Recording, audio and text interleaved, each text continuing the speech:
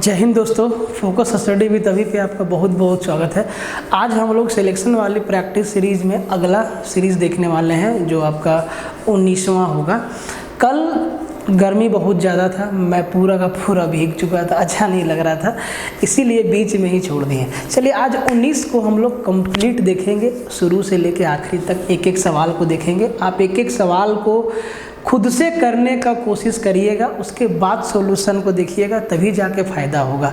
तो और मतलब ऐसा नहीं हो कि ऐसे आप फ़ोन लेके देख रहे हैं, देखिए कोई फ़ायदा नहीं होगा, ठीक है। अगर आप सिर्फ फ़ोन लेके पूरा फैल के ऐसे देख रहे हैं ना, तो आपको कोई फ़ायदा नहीं होने वाला है, ये बात आप नोट कर लीजिए। जब तक पेन पेपर नहीं घिसेंगे तब तक कोई फ़ायदा नहीं।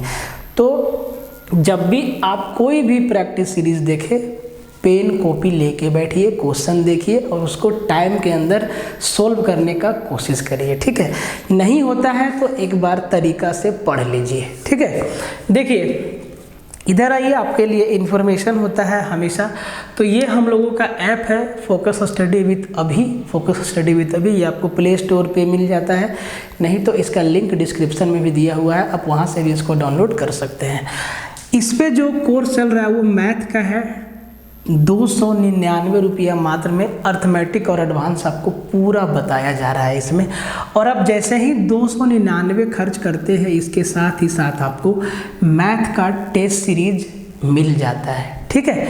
मैथ का टेस्ट सीरीज के लिए अलग से आपको कोई चार्ज नहीं देना है। हाँ, अगर आप सिर्फ मैथ का टेस्ट सीरीज लेना चाहते हैं तो इसके लिए आपको 75 रुपया देना होगा। और इसके साथ साथ आपको ना इसका वीडियो सॉल्यूशन भी मिलेगा, वीडियो सॉल्यूशन भी आपको दिया जाता है। तो ये बहुत बड़ा चीज़ है कि यहाँ से भी आपका 20 सवाल रेडी हो जाता है। फिर आते हैं द ग्रेट अभिषेक सर का course, Abhishek sir the great general science का कोर्स है, उनका 499 मात्र।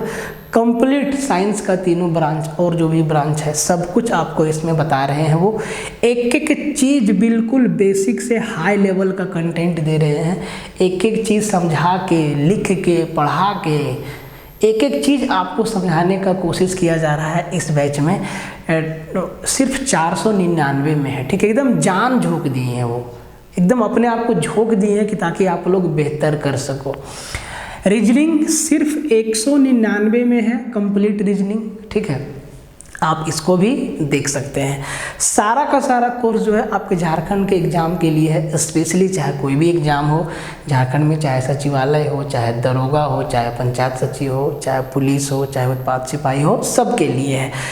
सारा का सारा कोर्स बाइलिंगुअल है, हिंदी प्लस इंग्लिश दोनों में है। कंप्लीट कोर्स एग्जाम ओरिएंटेड है। आप लोग टेस्ट में हम लोगों का एफर्ट देख रहे हैं कि हम लोग सिर्फ कंटेंट के दम पर खेल रहे हैं, बाकी इधर उधर की बात हम लोग बिल्कुल नहीं करते हैं, ठीक है। तो सिर्फ और सिर्फ कंटेंट है इसमें और बेहतर लेवल का कंटेंट है, ठीक है। और भाई मेरे, आप ये टेलीग्राम ग्रुप ज्वाइन करना बिल्कुल ना भूलें, झारखंड स्पेशल टेलीग्राम है, इसका लिंक डिस्क्रिप्शन में दिया हुआ है, बहुत लोगों ने ज्वाइन किया है, आप भी ज्वाइन कर लीजिएगा, ठीक है। और अगला बात मेरा सुनिए, एक एक सवाल को ध्यान से देखिएगा, हो सके तो पेन पेपर लेके बैठिएगा, हाथ मुँह धो के बैठिएगा, ऐसा ना कि भरदम गर्दन तक चावल खा के बैठ गए और अब आने लगा बीच में नींद। तो ऐसा काम बिल्कुल ना करें आप, और अच्छा से सावधानी से एक एक चीज़ को समझते हुए, और हर एक पेपर पे आप ध्यान दीजिए। जरूरी नहीं कि सिर्फ मैथ पे, आप रीजनिंग पे ध्यान दीजिए, आप साइंस पे ध्यान दीजिए, आप जीके जीएस पे ध्यान दीजिए, आप झारखंड पे ध्यान दीजिए, आपका लैंग्वेज पर जो भी है उसको रपेट जाइए, आप कंप्यूटर पे ध्यान दीजिए। हर एक चीज़ को कायदे से पढ़िए बढ़िया से, तब जाके सिलेक्शन होगा। और मार्क्स को चुराना सीखिए। ऐसा नहीं है कि भाई आप जो है हवा में अपना ये प्लान बना दिए कि नहीं, देखिए मैथ में तो हो जाएगा, रीजनिंग में हो जाएगा, कंप्यूटर में हो जाएगा, जीके जीएस में इतना मार्क्स ले आएंगे, झारखंड तो अपना हाथ में है। ऐसे नहीं होगा भाई, एक एक चीज़ पे काम करना होगा। जो कमज़ोर है उस पर ज़्यादा काम करना होगा, जो पोर्शन आपका वीक है उस पर ज़्यादा से ज़्यादा फोकस करना होगा, वर्क करना होगा, तब जाके आपको उसका फ़ायदा मिलेगा, ठीक है।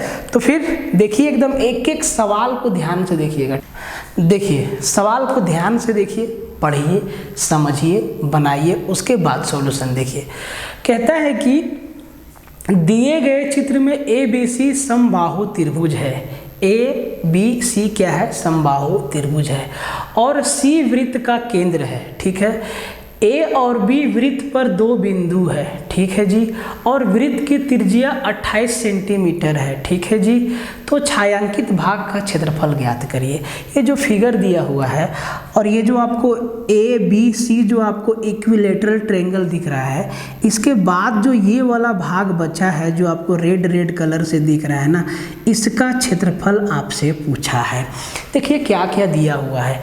ABC आपका इक्विलेटरल ट्रायंगल है तो तीनों साइड आपका बराबर होगा। वृत्त का त्रिज्या 28 सेंटीमीटर है। भाई यही ना रेडियस है। AC और AB क्या है? रेडियस है, 28 सेंटीमीटर है, तो ये आपका 28 सेंटीमीटर है। मतलब समबाहु त्रिभुज का जो भुजा है वो 28 सेंटीमीटर है। AC, AB, BC सब क्या है? 28 है। अब बात है कि छायांकित भाग का क्षेत्रफल निकलेगा कैसे? तो देखिए ध्यान से, अगर हम वृत्तखंड का क्षेत्रफल निकाल ले, वृत्तखंड का क्षेत्रफल निकाल ले इन द सेंस कि वृत्तखंड का क्षेत्रफल ऐसे, ये जो हमारा वृत्तखंड है इस खंड को हम काट के निकाल दें और इस वृत्तखंड के क्षेत्रफल में जो काट के निकालेंगे यहाँ के बीच का एंगल कितना होगा? 60 डिग्री। समबाहु त्रिभुज है, प्रत्येक कोण 60 डिग्री। अगर ये 60 डिग्री वाला भाग का क्षेत्रफल हम निकाल लें, वृत्तखंड का पूरा खंड का क्षेत्रफल हम निकाल लें और उस क्षेत्रफल में समबाहु त्रिभुज के क्षेत्रफल को घटा दें, तो यही वाला भाग बच जाएगा कि नहीं बच जाएगा? वृत्तखंड के क्षेत्रफल में ये 60 डिग्री वाला जो पूरा वृत्तखंड बनेगा उसके क्षेत्रफल में समबाहु त्रिभुज के क्षेत्रफल को घटा देंगे तो छायांकित भाग का क्षेत्रफल निकल जाएगा। और देखिए चारों ऑप्शन को ध्यान से देखिए, घटाओ घटाओ घटाओ का चिन्ह है। इसका मतलब ये है आपको पूरा का पूरा कैलकुलेशन नहीं करना है। मैंने आपको क्या बोला कि भैया ऑप्शन अचार डालने के लिए नहीं दिया जाता है, हम आपको हमेशा बोलते हैं। तो अब ये बात तय हो गया कि अगर छायांकित भाग का क्षेत्रफल हमें चाहिए तो हम वृत्तखंड के क्षेत्रफल में समबाहु त्रिभुज के क्षेत्रफल को घटा देंगे तो छायांकित भाग का क्षेत्रफल निकल जाएगा। अब वृत्तखंड का क्षेत्रफल कैसे निकलता है? तो भैया इसका फॉर्मूला होता है θ/360 गुना πr²। थीटा वो एंगल है जितना का आपको एरिया निकालना है, मतलब यहाँ 60 डिग्री थीटा की जगह पर रखेंगे, माइनस समबाहु त्रिभुज का क्षेत्रफल। समबाहु त्रिभुज का क्षेत्रफल क्या होता है सर? √3/4 इंटू भुजा का स्क्वायर। देखिए मालूम नहीं रहेगा तो मुंह देखते रहेंगे, मुंह देखने से कोई फायदा है नहीं, ठीक है। देखिए तो जो छायांकित भाग का क्षेत्रफल होगा वो ये हो जाएगा वृत्तखंड का क्षेत्रफल। तो θ/360, थीटा के जगह पर 60 डिग्री, 60/360 मतलब 60/360 मतलब 1/6 गुने πr²। पाई का वैल्यू 22/7, r² मतलब त्रिज्या 28 है कि ये व्यास है 28। ये आपका व्यास दिया नहीं, त्रिज्या दिया है 28। एक मिनट रुकिए, थोड़ा क्वेश्चन देखने दीजिए। 28 है कि 14 है, ये थोड़ा सा मिस्टेक हो गया, ठीक है। नहीं, ये इसका रेडियस ना 14 सेंटीमीटर है, ठीक है। 14 मिस्टेक हो जाता है अभी, इसको आप 14 सेंटीमीटर कर लीजिए, ठीक है। πr², तो भैया θ/360। तो देखिए सॉल्यूशन भी एक तरीका से आपको सीखना चाहिए, नहीं सीखेगा तो कैलकुलेशन बहुत लंबा चौड़ा हो जाएगा। तो θ/360 मतलब 60/360 हम काट दिए, 1/6 हो गया, 0 0 6 6 36 हम लिख दिए 1/6। πr² पाई मतलब 22/7, r² मतलब 14 गुना 14 और इसमें माइनस कर देंगे समबाहु त्रिभुज का क्षेत्रफल जो कि होता है √3/4 इंटू a² मतलब भुजा का स्क्वायर और इसका ईच साइड कितना है 14 और 14 सेंटीमीटर। तो यहाँ पे लिखेंगे 14 गुना 14। यही हुआ मेरा छायांकित भाग का क्षेत्रफल। इतना ही कैलकुलेशन आपको लिखना होगा, हमेशा सीख लीजिए, ठीक है। अब इसको थोड़ा कटम कुटाई कर दिए, 7 से 2 बार में 14, अब 2 से काट दीजिए 3 बार में, और 2 से काट दीजिए 11 बार में, और इसको देखिए, इसको काट दीजिए, 2 दूना 4, 2 सत्ते 14, और फिर 2 सत्ते 14, मतलब इधर कितना हो गया, 7 सत्ते 49√3। अब जरा ध्यान से देखिए ऑप्शन, किसमें -49√3 है। कैलकुलेशन हम आपको क्या बोलते हैं, बार बार सीखिए, किसमें -49√3 है। तो जी एक ही ऑप्शन में है -49√3। अब आप कहेंगे सर आप तो अपने मन से सब कुछ लिखते हैं, हाथ से लिखते हैं, तो दे दिए होंगे। तो नहीं, ऐसा काम हम नहीं करते हैं, एग्जाम में आया हुआ सवाल है, ठीक है। तो ये एकदम same option as it is हम आपको उठा के दे दिए। देखो इतना सवाल पड़ा है ना भाई कि सवाल बनाने का जरूरत ही नहीं है, ठीक है, सब कुछ है अपने पास, ठीक है। तो इसका आंसर क्या हो गया, 102 सही 2/3 -49√3 सेंटीमीटर स्क्वायर। कहानी खत्म। अब कुछ लोगों को लगेगा सर पूरा सॉल्यूशन कर दीजिए, कर देते हैं भाई। तो इधर तो आ गया 49√3, इधर आ गया 11 दूना 22 और 22 गुना 14, तो बट्टा में 3 हो जाएगा भाई मेरे, और 11 दूना 22 और 22 दूना 14, या 14 दूना 28 और 28 गुना 11, तो 28 गुना 11, 11 8 88, हाथ में 8, 11 दूना 22 और 8, 22 और 8 30, 308/3। इसको जब तोड़ेंगे भाई, 3 से भागा देंगे, 3 एकम 3, 0, 3 दूना 6, कितना बचा, 2 सही 102 सही 2/3 -49√3 सेंटीमीटर स्क्वायर नहीं आएगा, बिल्कुल आएगा। सिंपल सा कैलकुलेशन है, क्वेश्चन देखने में मुश्किल है, अगर आपके पास कंसेप्ट है तो आसानी से सवाल को तोड़ सकते हैं। देख लीजिए इसको, इस सवाल को समझिए, पहले समझिए फिर सवाल को लगाइए। कहता है कि एक 60 मीटर लंबे और 20 मीटर चौड़े शोरूम में मार्बल की फर्श बिछानी है, ठीक है, जिनका आकार 3 मीटर गुना 2 मीटर है, लंबाई और चौड़ाई, ठीक है, और प्रत्येक मार्बल की सीट 100 रुपये की है। प्रत्येक मार्बल का सीट जो 3 गुना 2 माप का है 100 रुपया का है। तो कितने मार्बल सीटों की आवश्यकता होगी और इन्हें लगाने में कितना खर्च आएगा, दोनों बात इसमें पूछा गया है। 4 ऑप्शन आपके सामने है। तो देखिए पहले ये जानना है कि कितना एरिया में मार्बल लगाना है। तो 60 मीटर लंबा है और 20 मीटर चौड़ा है, मतलब जो क्षेत्रफल है वो 60 गुना 20, आयत का क्षेत्रफल लंबाई गुना चौड़ाई, ठीक है। अब जो हम मार्बल का सीट लगा रहे हैं उस एक सीट का क्षेत्रफल कितना है, तो सर 3 गुना 2 6 मीटर स्क्वायर। कितना एरिया में लगाना है, 300 गुने 60 मीटर गुने 20 मीटर, 6 दूना 1200 मीटर स्क्वायर एरिया में मार्बल लगाना है। और 1 मीटर और जो है 1 पीस मार्बल का जो एरिया है वो 6 मीटर स्क्वायर है। तो अगर टोटल क्षेत्रफल जितना में मार्बल लगाना है उसमें से एक पीस जो एक सीट है मार्बल का उसका क्षेत्रफल से भाग लगा देंगे तो क्या निकलेगा, सीट का संख्या कि कितना पीस मार्बल लगेगा, ठीक है। तो सबसे पहले इसी को निकाल लेते हैं। तो टोटल जो मार्बल का सीट का जो संख्या होगा ना, वो जो जितना एरिया में हमको बिछाना है तो 60 गुना 20 और एक मार्बल सीट का एरिया 3 गुना 2, यही ना होगा। तो भाई ये कट जाएगा, 3 दूना 6, 6 से 6 कट गया, मतलब 200 मार्बल का सीट चाहिए। देखिए 200 200 200 3 ऑप्शन में है, एक ऑप्शन में 300 है, मतलब ये नहीं होगा। और ज़रा ध्यान से देखिए पैसा सब में अलग अलग है, 2000 20000 30000। अब पैसा को निकालना होगा, ठीक है। अब क्या बोला है कि जो एक सीट मार्बल का लेंगे ना, जिसका लंबाई और चौड़ाई 3 मीटर और 2 मीटर है, तो उसका दाम पड़ेगा 100 रुपया। तो हमें कितना सीट मार्बल चाहिए, तो 200 सीट। तो पैसा कितना लगेगा सर, 200 गुना 100, तो 2 पे 4 जीरो मतलब 20,000। तो 200 सीट मार्बल लगेगा और 20,000 रुपया लगेगा।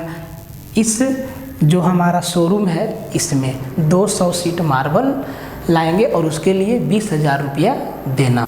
देखिए, पहले वीडियो को पॉज करिए, पढ़िए, लगाइए, फिर देखिए, ठीक है। और हाँ, शेयर मारना बिल्कुल मत भूलना भाई, मेहनत आपके लिए है, ठीक है। कहता है कि एक नहर का अनुप्रस्थ काट क्रॉस सेक्शन समलंब आकार का है। यदि इसका शीर्ष 10 मीटर चौड़ा, मतलब वो नहर का ऊपरी भाग 10 मीटर चौड़ा है और तल निचला भाग 6 मीटर चौड़ा है, तो नहर की गहराई ज्ञात कीजिए यदि अनुप्रस्थ काट का क्षेत्रफल 72 मीटर स्क्वायर है। तो अब बहुत लोग को यही समझ में नहीं आएगा कि भैया ये क्रॉस सेक्शन अनुप्रस्थ काट है क्या। देखिए, तो नहर, आप इसको ऐसे समझ लीजिए कि नहर का जब क्रॉस सेक्शन निकाला गया तो उसका फिगर कैसा था, तो समलंब आकार का था, ट्रेपेजियम शेप का था। तो भैया ट्रेपेजियम कैसा होता है, देखिए, तो ये मेरा क्या है,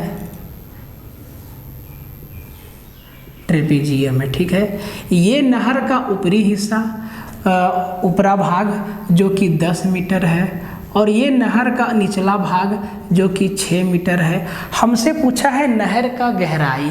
भाई नहर का गहराई मतलब अगर हम इस समलंब चतुर्भुज का हाइट नाप ले, इसका हाइट नाप ले, तो यही ना नहर का गहराई है। नहर बिल्कुल, नहर का जो क्रॉस सेक्शन है वो ऐसा ही है, ठीक है, समलंब आकार का। तो अगर हम इसका हाइट निकाल लें तो यही ना नहर का गहराई है, और इसका जो क्रॉस सेक्शन है, मतलब इसका एरिया दे रखा है 72 मीटर स्क्वायर। मतलब सीधा समझिए, समलंब चतुर्भुज का क्षेत्रफल दे रखा है 72 मीटर स्क्वायर। जो दो आपका पैरेलल साइड है उसका लेंथ दे रखा है 10 मीटर और 6 मीटर, इसका हाइट पूछ दिया है। तो ट्रेपेजियम का एरिया क्या होता है, एरिया होता है half into sum of parallel side into height, half into sum of parallel side into height.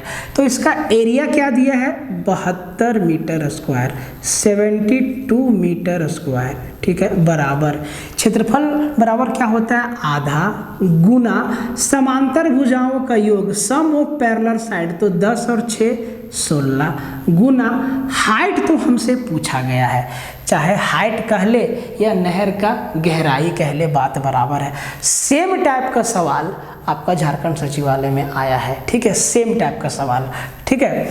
देखिए, तो 2 से काट देंगे 8 बार में, और इसके साथ मीटर लगा हुआ है, ठीक है। तो ये मीटर से मीटर स्क्वायर का काटेगा तो यहाँ पे 1 मीटर बचेगा, ध्यान दीजिएगा।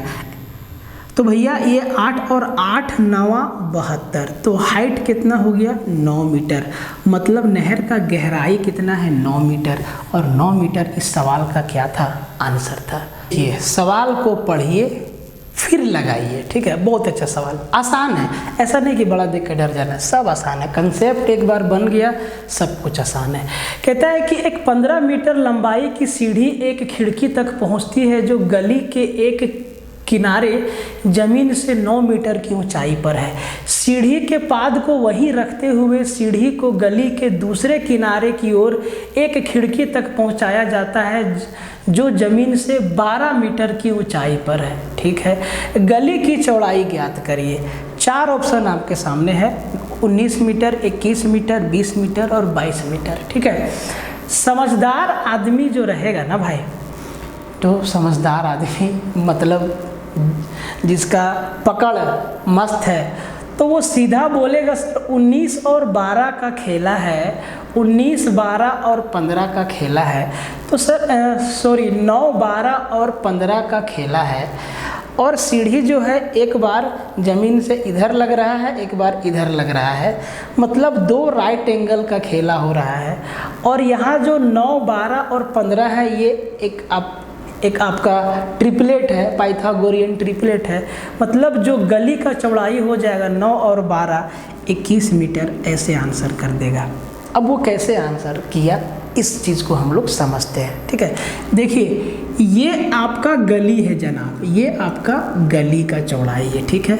तो एक खिड़की है कि मान ले कि इतना ऊंचाई पर है, एक खिड़की आपका कहाँ है, ज़मीन से 9 मीटर की ऊंचाई पर है, ठीक है।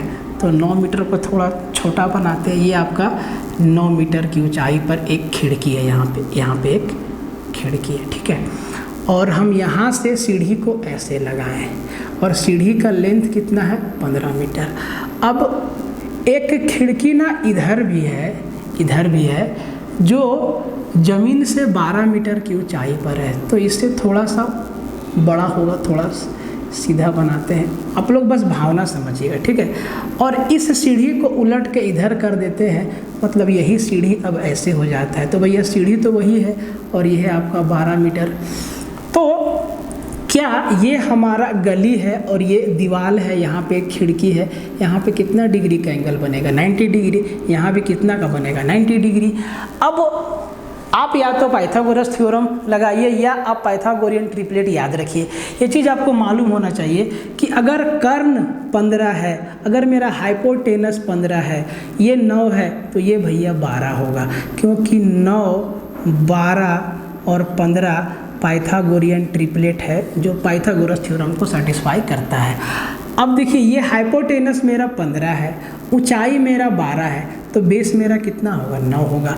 और भाई गली का चौड़ाई यही ना हो गया 9 + 12 = 21 मीटर।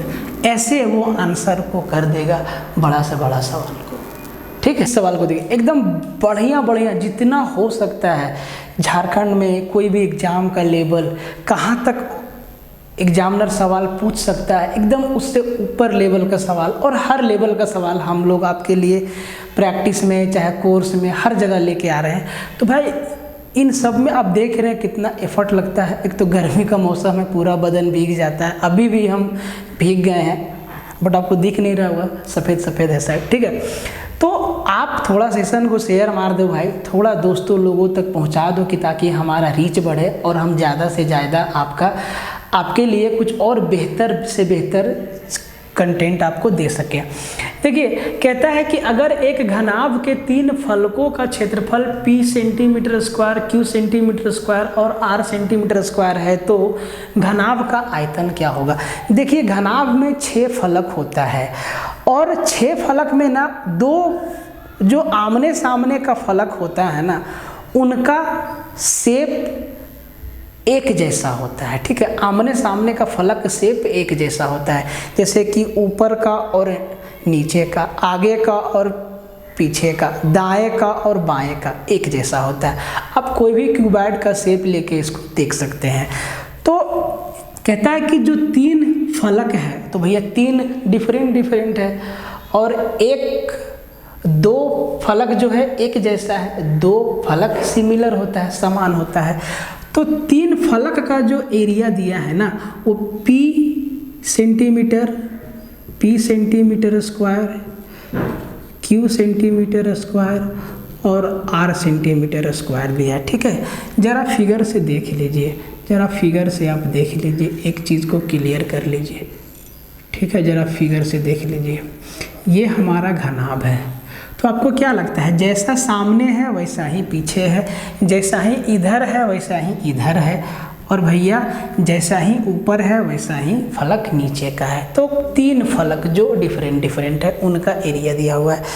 तो अगर घनाभ का लंबाई L, चौड़ाई B और ऊंचाई H है तो भैया कोई भी 3 फलक, अगर सामने वाला फलक का एरिया P सेंटीमीटर स्क्वायर है तो इसका एरिया कैसे निकाला होगा। सामने वाले का लेंथ लंबाई L है और चौड़ाई H है, मतलब ये L गुना H किया होगा तब जाके आया होगा P सेंटीमीटर। अब Q सेंटीमीटर मान लेते हैं कि नीचे वाला का है Q सेंटीमीटर, तो नीचे का लंबाई L है और चौड़ाई B है, ठीक है। तो इसका एरिया कैसे निकाला होगा, लंबाई गुना चौड़ाई, मतलब अच्छा ये H है, ठीक है, लंबाई गुना चौड़ाई L गुना B।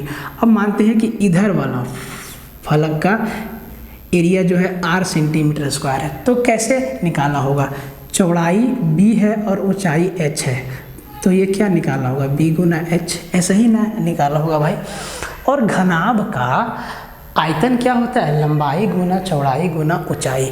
तो अगर P गुना Q गुना R को मल्टीप्लाई करते हैं तो ये क्या हो जाएगा, P इंटू Q इंटू R का रूट अंडर, मतलब सीधा इसका आंसर क्या हो जाएगा, D number option, root under PQR क्या हो जाएगा, इसका आयतन हो जाएगा। अब जरा ध्यान से समझिए, इस पे बेस्ट सवाल आता है। यहाँ तो आपका वेरिएबल दिया है, आपको ऐसे दे देगा कि एक घनाभ के 3 फलकों का क्षेत्रफल 20 सेंटीमीटर स्क्वायर है, 10 सेंटीमीटर स्क्वायर है और 8 सेंटीमीटर स्क्वायर है। तो इस घनाभ का आयतन निकाल के बता दीजिए।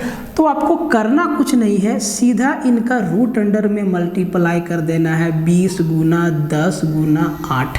तो 20 जहाँ के 200 और 8 दूना 1600 क्या हो जाएगा इसका सेंटीमीटर क्यूब, इसका क्या हो जाएगा वॉल्यूम हो जाएगा सीधा। तो ये कंसेप्ट भी है और इस पे बेस्ट सवाल भी आता है। ठीक है, इस सवाल को देखिए, कहता है कि यदि A cube plus B cube plus C cube equal to 3abc है, ठीक है, और abc धनात्मक पूर्णांक है, पॉजिटिव इंटीजर्स है, तो 2a plus 7b plus 9c upon a plus 2b plus 3c का मान क्या होगा। एकदम ध्यान से देखिए। अब आप देखेंगे तो बोलेंगे कि सर ये तो लगता है कि कोई ना कोई फॉर्मूला पे है। ठीक है, बस कंडीशन ये दिया हुआ है कि a b और c जो है वो हमारा पॉजिटिव इंटीजर है, पॉजिटिव इंटीजर है। आपको जब ये चीज़ दिखा कि A cube plus B cube plus C cube equal to 3abc है, तो इससे आपको क्या लगा कि ये है क्या, ये कुछ और नहीं है सर, ये जो आपका है a बराबर b बराबर c बराबर आप 1 मान लीजिए, या तीनों एक दूसरे के बराबर है। देखिए एकदम वैल्यू पुट करिए या तीनों को बराबर कर दीजिए। देखिए अगर 1 रखते हैं, 1 का क्यू 1 का क्यू 1 का क्यू, 1 प्लस 1 प्लस 1 प्लस 3 और 3 गुना 1 गुना 1 गुना 1 3 सेटिस्फाई कर गया। तो या तो हम a b c को इक्वल कर दें या सबका वैल्यू 1 मान लें, तब इसका आंसर क्या होगा। तो भैया हम सबका वैल्यू 1 मान लेते हैं, या हम सबको a बना दें, या हम सबको b बना दें, या हम सबको c बना दें, बात वही है। तो अगर हम सबका वैल्यू 1 रख देते हैं 1, तो ये कुछ और नहीं 2 प्लस 7 9 9 2 और 7 9 और 9 18, ऊपर कितना देगा 18 देगा, बट्टा बट्टा बट्टा 1 और 2 3 3 और 3 6, 18 बटा 6 मतलब 6 तिहाई 18 और 6 सही जोड़े ना, 7 2 9 और 9 18 और नीचे 1 और 2 3 3 और 3 6, 18 बटा 6 मतलब इसका आंसर क्या हो जाएगा 3 हो जाएगा। इसका आंसर क्या हो जाएगा 3 हो जाएगा। बहुत ही बेसिक क्वेश्चन है अलजेब्रा का, और अलजेब्रा से अच्छा लेवल का सवाल बनाया जा सकता है। ठीक है, जहां आपका पसीना छूट जाएगा फिर भी सवाल सॉल्व नहीं होगा। ठीक है, देखिए जरा इस सवाल से भिड़िए, मज़ा आ जाएगा। कहता है कि x प्लस 1/y का whole power a into x minus 1/y का होल पावर b बटा y प्लस 1/x का whole power a into y minus 1/x का होल पावर b को सरल करना है। 4 ऑप्शन बाकायदा आपके सामने लिखा हुआ है, a b c d, कौन सा आंसर होगा।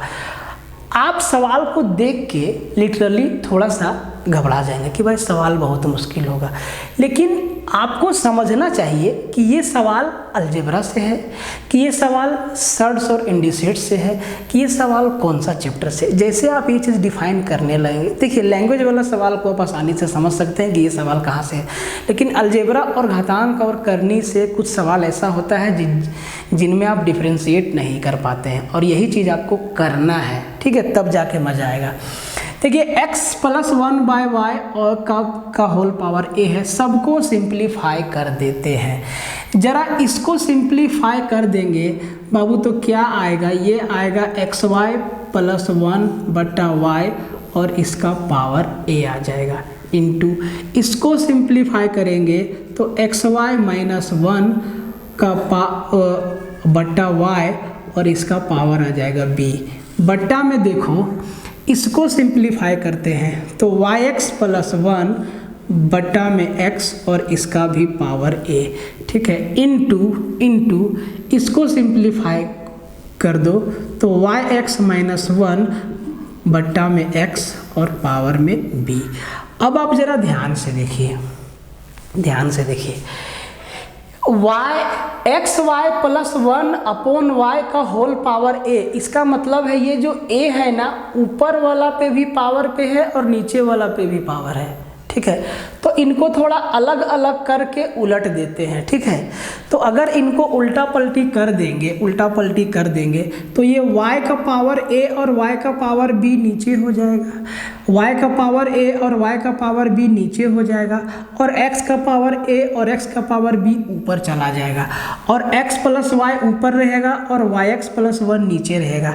मतलब हम इसको ऐसे लिख सकते हैं एक्स वाई प्लस 1 का पावर a गुना एक्स वाई माइनस 1 का पावर b, और ये x का पावर a x का पावर b ऊपर चला जाएगा।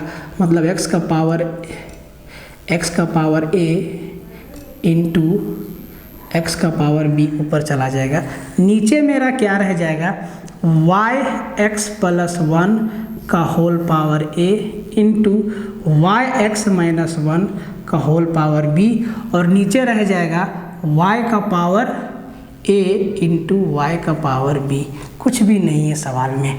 ये देखिए एक्स वाई प्लस 1 और वाई एक्स प्लस 1 का होल पावर a कट गया, ये भी आपका कट्टम कुट्टम हो गया। क्या बचा, x का पावर a इंटू एक्स का पावर b, नीचे y का पावर a इंटू वाई का पावर b।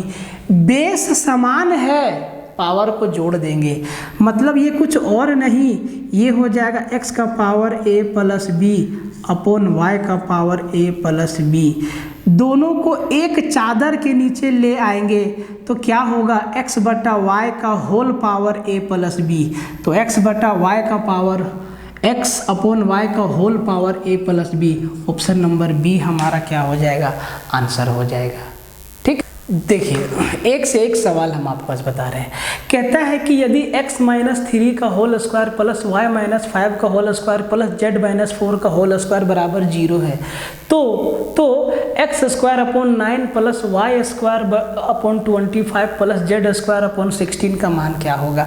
अब कुछ लोग देखेंगे तो बोलेंगे कि सर ऐसा करते हैं ना कि सबके ऊपर होल स्क्वायर है, सबको ब्रेक कर देते हैं, सबको तोड़ देते हैं, कुछ ना कुछ दिख जाएगा। ये बेवकूफ़ी होगा। आप ये ध्यान दीजिए, आप ये सोचिए कि सबको जोड़ा होगा तब उसको 0 मिला। मतलब x माइनस 3 का whole square plus y minus 5 का whole square plus z minus 4 का होल स्क्वायर, सबको जोड़ के वो 0 लाया। इसका मतलब हम क्या समझ सकते हैं, इसका मतलब हम ये समझ सकते हैं कि x माइनस 3 का होल स्क्वायर बराबर भी 0, y माइनस 5 का होल स्क्वायर बराबर भी 0 और z माइनस 4 का होल स्क्वायर बराबर भी 0। अगर x माइनस 3 का होल स्क्वायर बराबर 0 है, या हम इसको ऐसे लिख दें कि x माइनस 3 का वैल्यू अगर 0 है तो x बराबर कितना 3 हो जाएगा। उसी तरीक़ा से y बराबर कितना 5 हो जाएगा और z बराबर कितना 4 हो जाएगा। ये x y z का वैल्यू आपको मिल गया। अब यहाँ आपको करना है x स्क्वायर। देखिए x का वैल्यू 3 का स्क्वायर 9, 9 बटा 9 मतलब 1, y स्क्वायर y का 5 वैल्यू है और 5 का स्क्वायर 25, 25 बटा 25 1 देगा।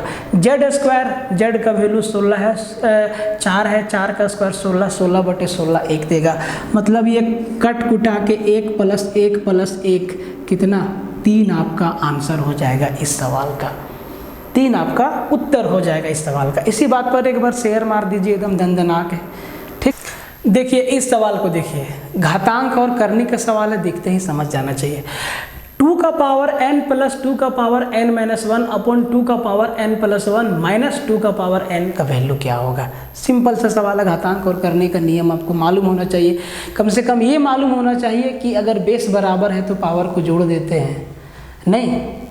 नहीं, इसी से ये सवाल बन जाएगा। ठीक है, तो 2 का पावर n, तो 2 का पावर n है, इसको 2 का पावर n लिखते हैं, प्लस 2 का पावर n माइनस 1 को हम क्या लिख सकते हैं, 2 का पावर n गुना 2 का पावर माइनस 1 लिख सकते हैं। बेस बराबर है, पावर को जोड़ देंगे तो n प्लस माइनस 1 क्या हो जाएगा, n माइनस 1 हो जाएगा। ठीक है, सिमिलरली नीचे भी ब्रेक कर लेंगे मेरे भाई। 2 का पावर n प्लस 1 को क्या लिखेंगे, 2 का पावर n गुना 2 का पावर 1 माइनस 2 का पावर n। अब आप देखते ही समझ गए कि ऊपर से भी कॉमन आएगा 2 का पावर n और नीचे से भी कॉमन आएगा 2 का पावर n, 2 का पावर n, 2 का पावर n कट जाएगा। ऊपर क्या बचेगा 1 प्लस 2 रेज़ टू पावर -1 और नीचे 2 - 1, मतलब नीचे मेरा -1 बचेगा सिर्फ। देखिए ये चीज़ समझ में आना चाहिए, ऐसा नहीं कि हर चीज़ को लिखने के बाद समझेंगे, ये हो गया फिर गलत बात। तो नीचे हमारा क्या आ गया, फाइनली 1 आ गया, नीचे से कोई मतलब नहीं। ऊपर बचा 1 प्लस 2 रेज़ टू पावर -1, यही बचा, और नीचे 1 नहीं लिखेंगे। 2 का पावर -1 मतलब क्या 1/2, 1/2, और 1 प्लस 1/2 3/2 हमारा आंसर हो गया, 3/2। देखिए इस सवाल को देखिए, कहता है कि यदि किसी भिन्न के अंश में 15% की वृद्धि और हर में 20% की कमी की जाती है तो इस प्रकार प्राप्त भिन्न 17/65 है, तो मूल भिन्न ज्ञात कीजिए, मूल भिन्न ज्ञात कीजिए। तो बस सिंपल सा सवाल है कि भैया मूल भिन्न क्या होगा, मूल भिन्न आपका क्या होगा। देखिए अगर फ्रैक्शन के अंश में न्यूमरेटर में 15% का वृद्धि की जाती है, मतलब 100 से 115%, ठीक है 115 हुआ, और हर में 20% का कमी, मतलब 100 से 20 का कमी मतलब 80%, ठीक है। तो इस प्रकार जो नया फ्रैक्शन मिलता है वो 17/65 मिलता है। तो जो ओरिजिनल फ्रैक्शन है वो क्या है, तरीका देखिएगा, कैलकुलेशन का तरीका कैसे हम लोग कैलकुलेट करना है एग्जाम में, इसको ध्यान में दीजिएगा। तो भाई जी मान लेते हैं कि जो हमारा ओरिजिनल फ्रैक्शन है वो x/y है, ठीक है। अब इसमें इसके हर में 15% का वृद्धि, 15% का वृद्धि मतलब 115%, और हर में 20% का कमी, अंश मेरा हो गया 115% और हर में 20% का कमी मतलब 80%। परसेंट से ऊपर नीचे कट गया, कहानी ख़त्म। जो फ्रैक्शन मिला वो 17/65 मिला, 17/65 मिला। कटम कुटाई होगा तो काट दीजिए 5 से 13 बार में और 5 से 16 बार में। x/y हम लिख सकते हैं 17/13 और ये 115 नीचे आ जाएगा और 16 ऊपर चला जाएगा। यही मेरा ओरिजिनल फ्रैक्शन होगा। अब आप कहेंगे सर इसको गुना करेंगे, नहीं, जरा ऑप्शन को देख लीजिए, 1495, 1495, 1495, 1495, मतलब डिनोमिनेटर को गुना करना ही नहीं है, न्यूमरेटर को गुना करना है। 281, 278, 267, 272, सबका यूनिट डिजिट अलग अलग। 6 सते 42, यूनिट डिजिट में आएगा 2, मतलब 272/1495। ये सवाल एग्जाम में आया हुआ है, भले झारखंड के एग्जाम में नहीं आया हुआ है, CGL के एग्जाम में आया हुआ है। भाई मेरा देख लो, तरीका देख लो, जरूरी नहीं है कि एकदम 17 गुना 16 करेंगे फिर 13 गुना 115 करेंगे। हाँ, अगर सब में 2-2-2-2 होता, सब में 2-2 होता और बहुत क्लोज होता तब हम लोग गुना करते, नहीं है नहीं करेंगे, ठीक है। तो इसका आंसर क्या हो गया, 272/1495 हमारा ओरिजिनल फ्रैक्शन हुआ, ठीक है। इस सवाल को देखिए, बहुत ही बेसिक सवाल है लेकिन थोड़ा सा कैलकुलेशन आपको करना होगा। कहता है कि रीचा की आय से 15% कम है, तो रीचा की आय से कितने प्रतिशत अधिक है, सिंपल सा बात है। तो ये है आपका रीचा और ये है आपका रीता, ठीक है। तो जो पहले रीता है, कोई दिक्कत नहीं, रीता का आय जो है रीचा की आय से 15% कम है। तो अगर रीचा की आय रीचा से कम है ना, अगर रीचा की आय 100 है तो रीता की आय 15 कम 85 होगा, यही इनका आय का रेशियो होगा। तो पूछा है कि रीचा का जो आय रीता की आय से कितना % अधिक है। अब की बार अधिक वाला कंपेयर करना है, किससे, रीता से। तो देखिए रीचा की आय रीता से अधिक कितना है, तो जी 15 अधिक है, कितना में, 85 में, 85 से, और परसेंट के लिए 100%। तो इसको आप काट दीजिए 5 से 17 बार में, 5 से 20 बार में, मतलब ये हो गया 15 दूना 30, 300/17%।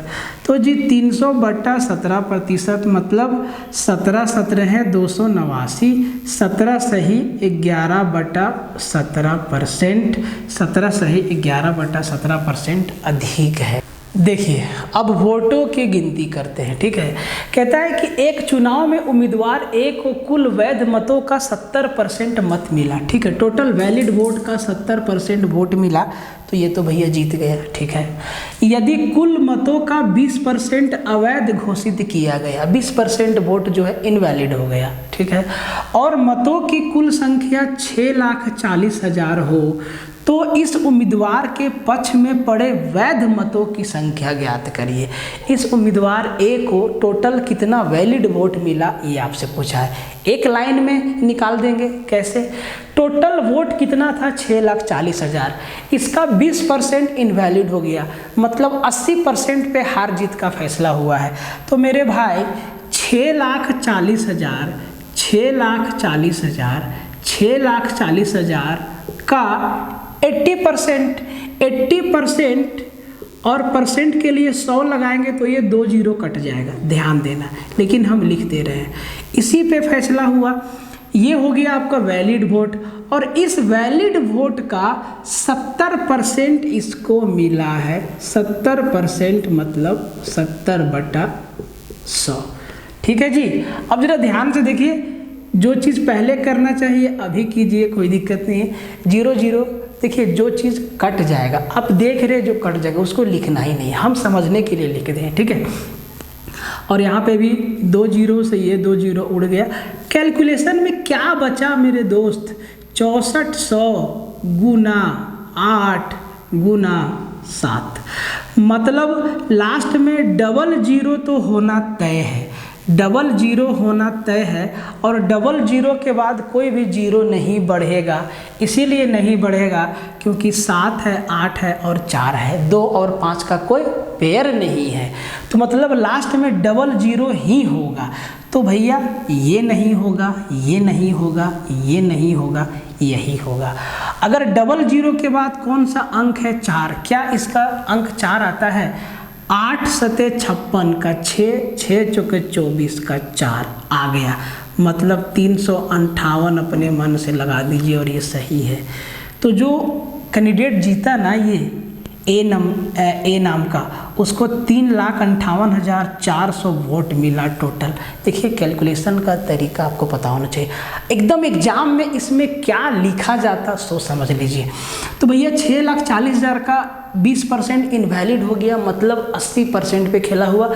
80% 80/100 या सिर्फ 4/5 लिखते हैं, सिर्फ 4/5 लिखते हैं, या अगर हम 80 को ही लिखते तो हम 6,40,000 से 2 जीरो हटा देते, 6400 गुना हम सिर्फ 80 लिखते, ठीक है। अब ये हो गया वैलिड वोट, ये हो गया वैलिड वोट। अब मेरे भाई इसका 70% इसको मिला है, 70% मतलब 70/100। तो भैया 2 जीरो हम और काट देते हैं और इसको सिर्फ 70 से मल्टीप्लाई कर देते हैं, और ये चीज़ तय हो गया कि जो भी मल्टीप्लाई हो के प्रोडक्ट आएगा उसके लास्ट में सिर्फ 2 ही जीरो रहेगा। ऑप्शन में देख लीजिए आप। बात समझ में आया? इतना ही कैलकुलेशन। देखिए इस सवाल को देखिए, कहता है कि एक मोबाइल फ़ोन क्रमशः 30% और 10% की 2 क्रमिक छूट देने के बाद 31,500 में बेचा गया। मोबाइल का अंकित मूल्य क्या है? 2 सक्सेसिव डिस्काउंट मिला है, 30% और 10% के बाद इसको ना 31,500 में सेल आउट कर दिया गया। तो इसका मोबाइल का MRP क्या लिखा हुआ था? तो भाई इसको करने का कई तरीका है, जो मेरा तरीका है जिससे हम जल्दी से जल्दी कर पाते हैं, समझिएगा। हम 30% और 10% 2 सक्सेसिव डिस्काउंट है, हम इसको एक सिंगल डिस्काउंट में कन्वर्ट कर देंगे तो 30% और 10% के बराबर एक सिंगल डिस्काउंट 37% होता है, ठीक है। आप कर लीजिएगा, 37% होता है। ये सब काम आप कब कर पाइएगा? जब आप प्रैक्टिस में रहिएगा, ठीक है। तो या तो हम 30% और 10% का 2 डिस्काउंट दें, या हम 37% का एक सिंगल डिस्काउंट दें। अगर हम 37% का सिंगल डिस्काउंट देते हैं इसका मतलब 100 की वस्तु पे हम 37 रुपया छोड़ देते हैं, तो हम उसको 63 रुपया में बेचते हैं। मतलब 63 का वैल्यू कितना है? 31,500 मेरे दोस्त। 63 का वैल्यू कितना है? 31,500। अगर कोई वस्तु का दाम 100 यूनिट है, उस पर हम 37% ऑफ लगा दिए तो 63 यूनिट में उसको बेचेंगे। और इस 63 का वैल्यू 31,500 है, तो हमें 100 का वैल्यू जो है निकालना है। 100 हमारा MRP है। मान लीजिए कि वस्तु का MRP जो है 100 यूनिट था, 100 यूनिट है, तो उस पर हम 37 यूनिट का डिस्काउंट दिए तो 63 यूनिट में उसको बेचेंगे। अगर 63 का वैल्यू 31,500 है तो देखिए 63,315 को 5 बार में निपटा देगा। अगर 1 यूनिट का वैल्यू 500 है तो 100 यूनिट का वैल्यू दोनों तरफ 2 जीरो लगा दीजिए। मतलब मोबाइल का MRP 50,000 रुपया था। कितना सिंपल है। देखिए प्रॉफिट लॉस से सवाल है, बहुत अच्छा सवाल है। कहता है कि एक कार डीलर ने रुपया 1,08,500 में एक पुरानी कार खरीदी, ठीक है, और उसकी मरम्मत पर कुछ राशि खर्च की, ठीक है। उसने इसे रुपया 1,56,250 में बेच दिया। देखिए खरीदा कितना में? 1,08,500 रुपया में। और इस पर कार को ना डेंटिंग पेंटिंग करवा के एकदम मरम्मत करवा के नया बना के 1,56,000 में बेच दिया और 25% का लाभ कमाया। तो पूछा है कि कार की मरम्मत पर कितना धन खर्च किया। तो भाई खरीदा कितना में? 1,08,500 में।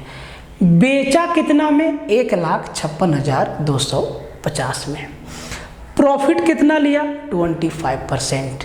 मतलब जितना उसका लागत बना, खरीदा प्लस उस पर कुछ खर्च किया मरम्मत में, उसका उस लागत का 125% में बेचा।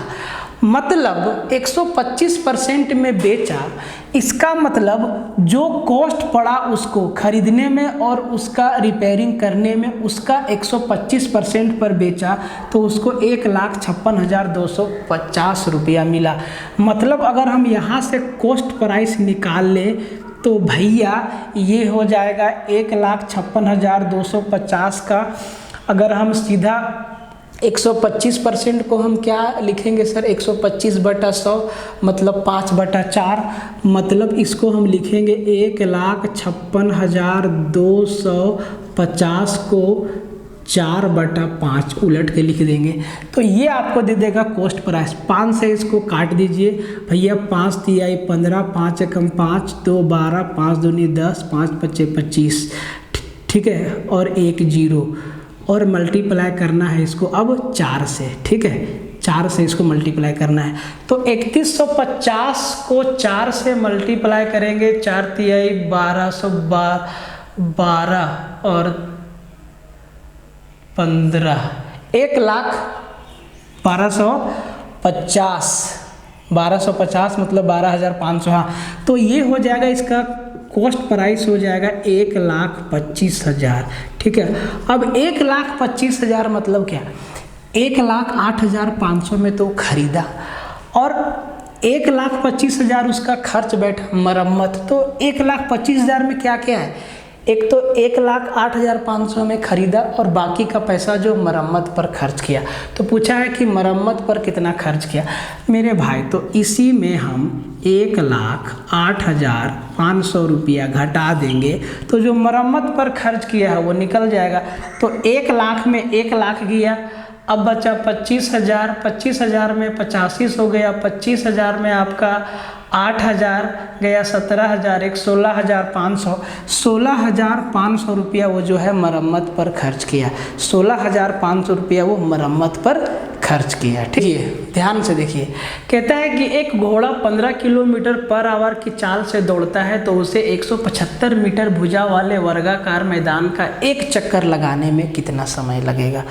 तो 175 मीटर भुजा वाला वर्गाकार मैदान का एक चक्कर जब वो लगाएगा तो वो कैसे दौड़ेगा भाई? इसका जितना इस मैदान का परिमाप होगा उतना ही दूरी दौड़ेगा। अगर इसका साइड 175 मीटर है तो वो टोटल डिस्टेंस कितना कवर करेगा सर? तो 175 गुना 4 मीटर डिस्टेंस कवर करेगा। स्पीड दिया हुआ है आपका किलोमीटर पर आवर में, उसको मीटर पर सेकेंड में चेंज करना होगा, क्योंकि सारा का सारा ऑप्शन सेकेंड में है। 180 सेकेंड, 175 सेकेंड, 155 सेकेंड और 168 सेकेंड। तो जो समय लगेगा वो समय बराबर होता है दूरी बटा चाल। तो भैया दूरी आपका कितना है? दूरी आपका कितना है? दूरी हो गया 175 गुने 4, तो समय बराबर दूरी 175 गुना 4 मीटर।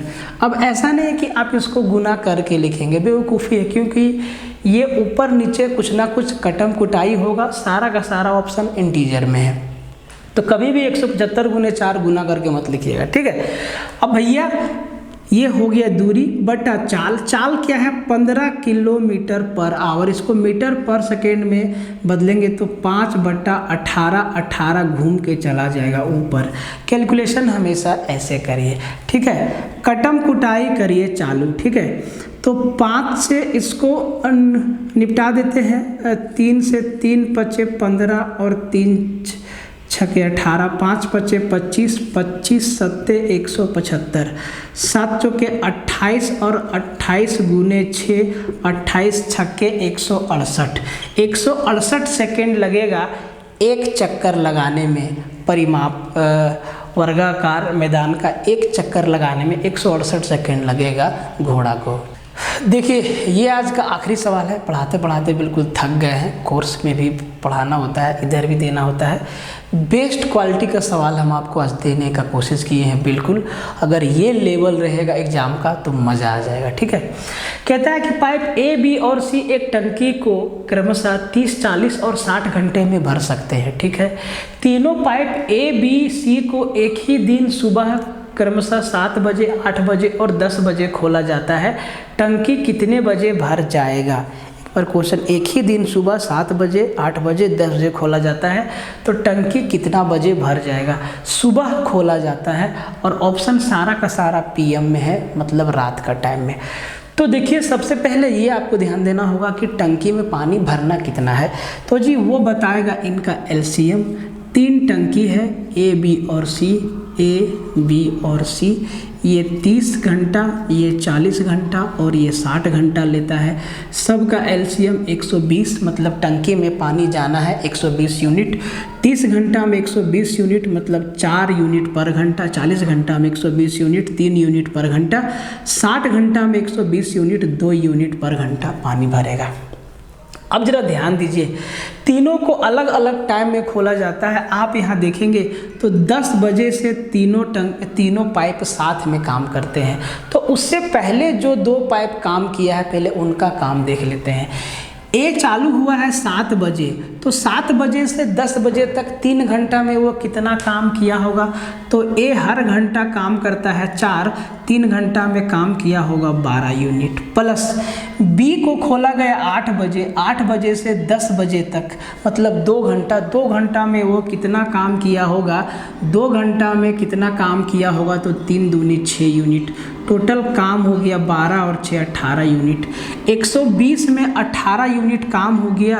102 यूनिट काम हमारा बच गया। 102 यूनिट टंकी में पानी डालना शेष रह गया। अब 10 बज गया और अब तीनों पाइप साथ में काम करेगा।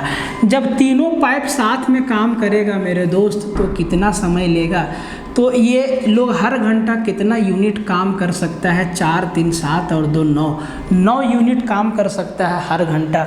102 यूनिट काम करना है तो समय लग जाएगा 102/9 घंटा। और इसको लिख देंगे, ये हो जाएगा आपका 102/9 मतलब 10 बजे से ना। तो अगर डायरेक्ट हम यहाँ से टाइम निकालना चाहें तो भैया 9 एकम 9, 9 एकम 9,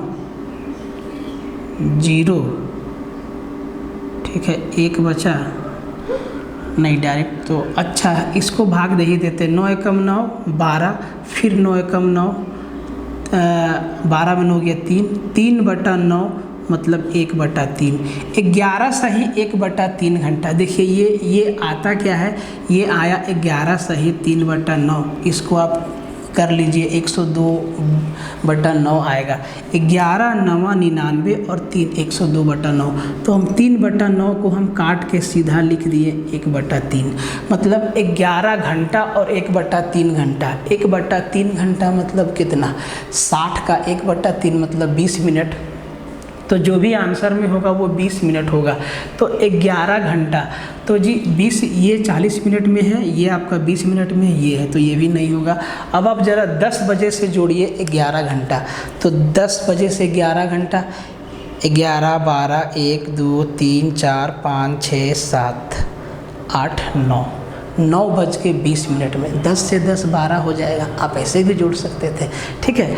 तो 9:20 में टंकी जो है पूरा रात के 9:20 में टंकी आपका भर जाएगा।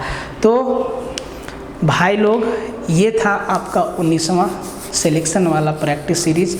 एक एक सवाल को हम बड़ा ही शिद्दत से आप लोग के लिए सजा के ला रहे हैं। अभिषेक सर भी अपने लेवल पर बहुत हार्ड वर्क कर रहे हैं, एक एक कंटेंट को बहुत ढंग से आप लोग को दे रहे हैं, हम भी दे रहे हैं। हम लोग दोनों मिलके फुल एकदम कंप्लीट डेडिकेशन के साथ ये चीज़ दे रहे हैं।